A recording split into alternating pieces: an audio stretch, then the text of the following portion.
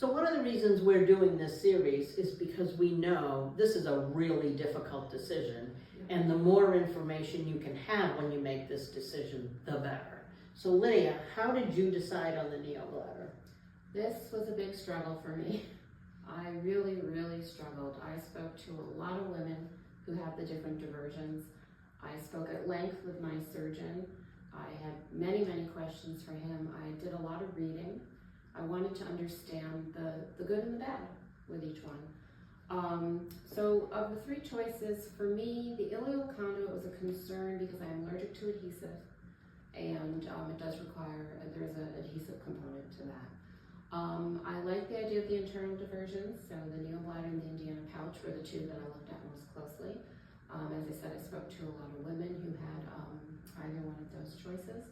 Ultimately, I decided on the NeoBladder. One of the issues that comes up with the NeoBladder that concerns people quite a bit is having to cath. But the way I looked at it is it gave me sort of plan A and a plan B. So if I could empty on my own, great. If I needed to use a cath, that was plan B. And the silver lining with cathing, I would just like to add, I don't cath, but I know a lot of people who do. And they're out of the bathroom way before me.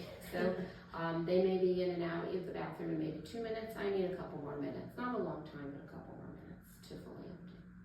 Makes a lot of sense. Yeah. So for me, 2 of the 3 were options for me because of my incontinence. So when I looked at the ileal conduit and the Indiana pouch, I had the recommendation from my doctor, and I'm a rule follower, so I put that up pretty high. But the other issue was, until the last 7 or 8 years, I was obese my whole adult life. So I have a lot of body image issues.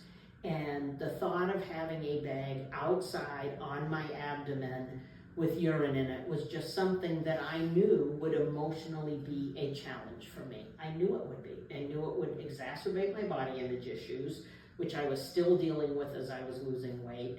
So I researched both, and then I talked to a woman named Karen in the Survivor program, and Karen told me that she had had her pouch for 16 years at that point.